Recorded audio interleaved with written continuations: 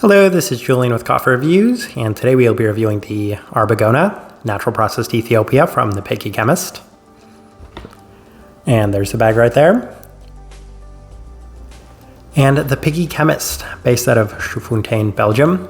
And this coffee was featured in our most recent blind taste test rankings video, where it finished first place out of 4 Chemist coffees on that day.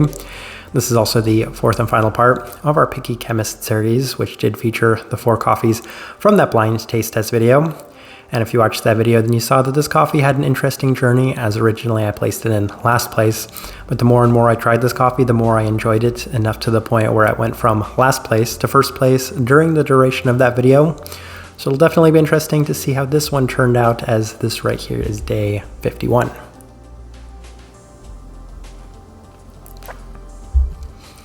And recipe we went with for this coffee was our standard recipe, a 16:1 water to coffee ratio, brewed at 96 degrees Celsius, about 205 degrees Fahrenheit. And I like this one best through the V60, which indicates a more medium fine grind. Roast profile for this coffee, as I always say, a little bit more tricky to tell when it comes to natural processed coffees, but this one is still definitely on the lighter side of things. Again, it's a little hard to gauge, as it's not necessarily an overly light coffee, but it is still very light by most standards and metrics. Still definitely on the lighter side of coffee roasters that we do review on this channel. With that out of the way, let's go ahead and start discussing this coffee. Day 31, first impression, and that was during that blind taste test rankings video, as it caught my attention based off of the way the cup did cool down. Originally, there are a lot of red berry attributes to it, which did lead me to a little bit of this fermenty aspect right at the forefront.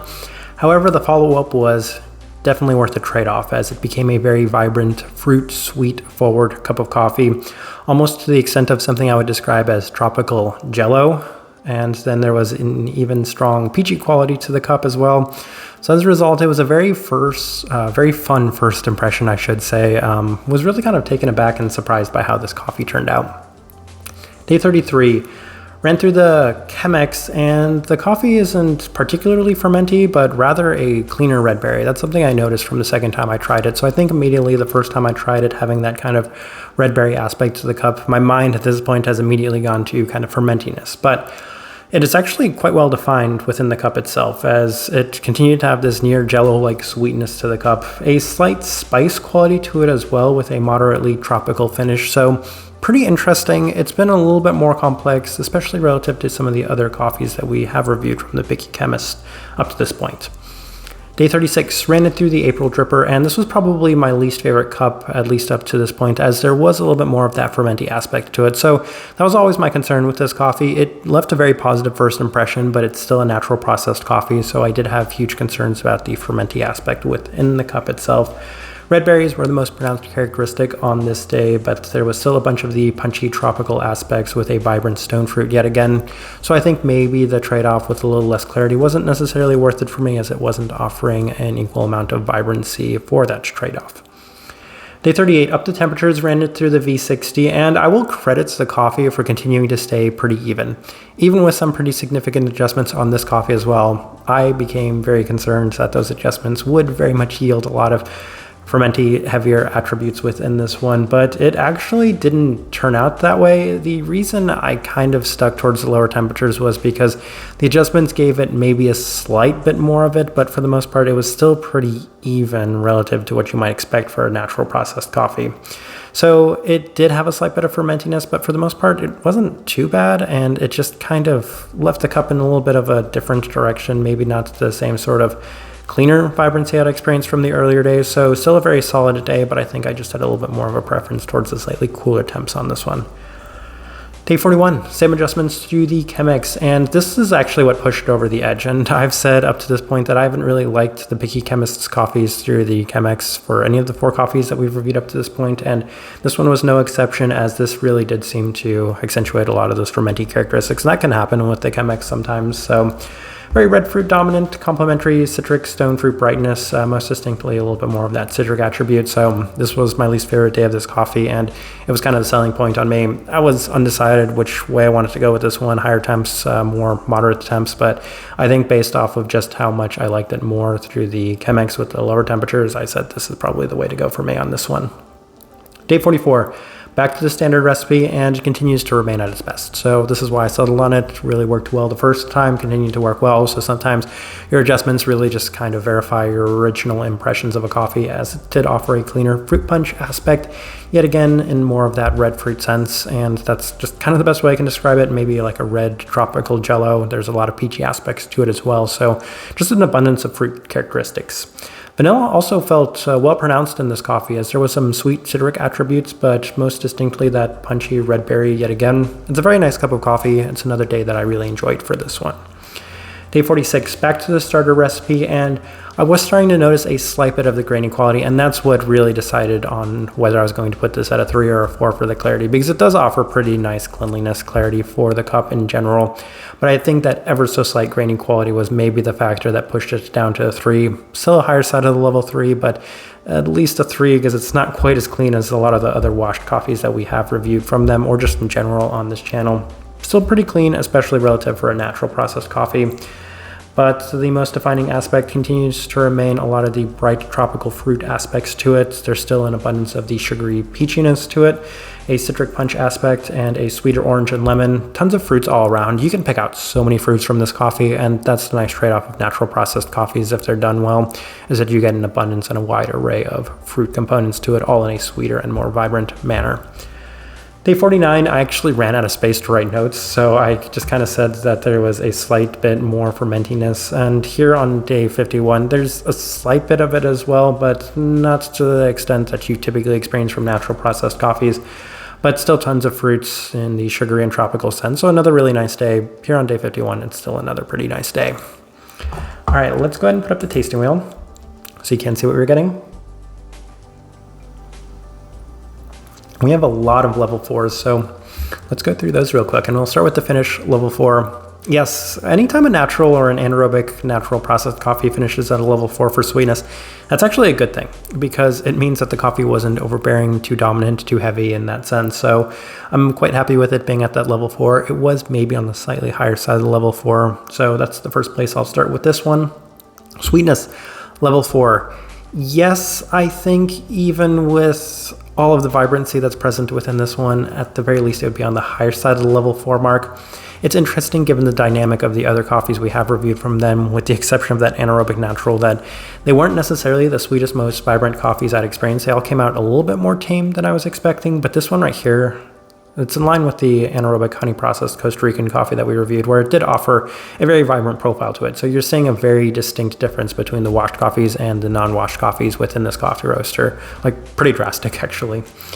Florality, level 4. Yes, and I did mention a slight bit of this kind of floral vanilla aspect that's present within this one.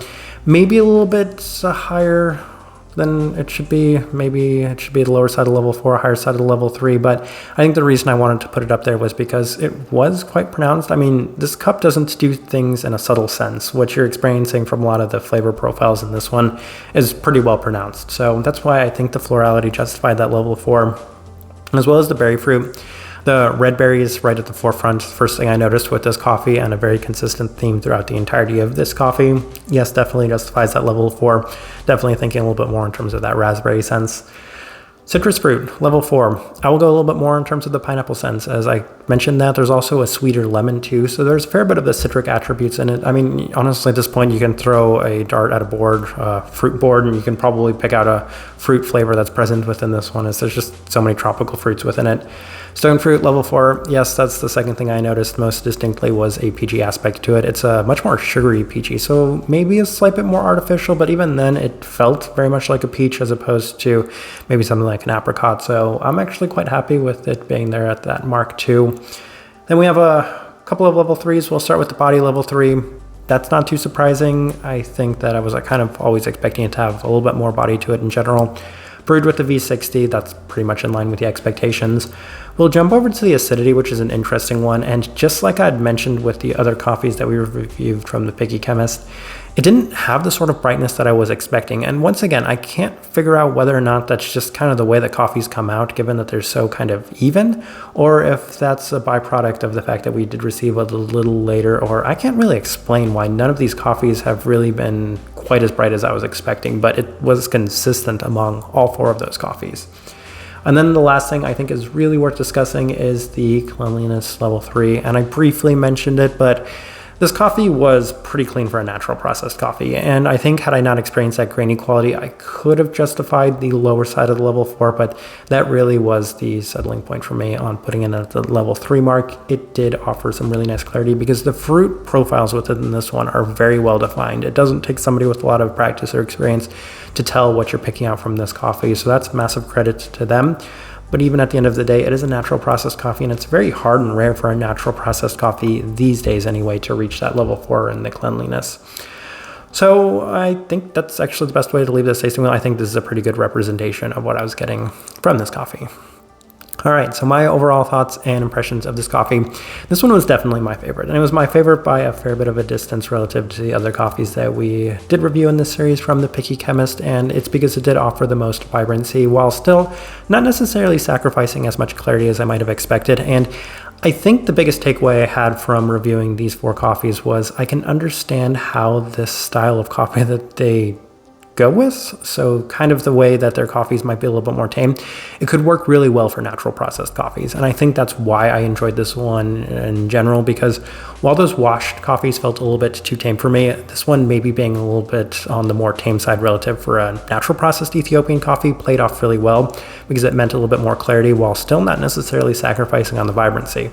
This one had great vibrancy. It was one of the most fruit forward and enjoyable natural processed coffees I have reviewed this year. I think maybe they're a little unlucky that I've had some really nice natural processed coffees this entire year, which is a little abnormal, especially given that it's still just May when I'm reviewing this coffee. So credits to the Picky Chemist. I do think that this was a very nice coffee. It's just unfortunate that I've had a couple of natural processed Ethiopian coffees I've enjoyed a little bit more than this one.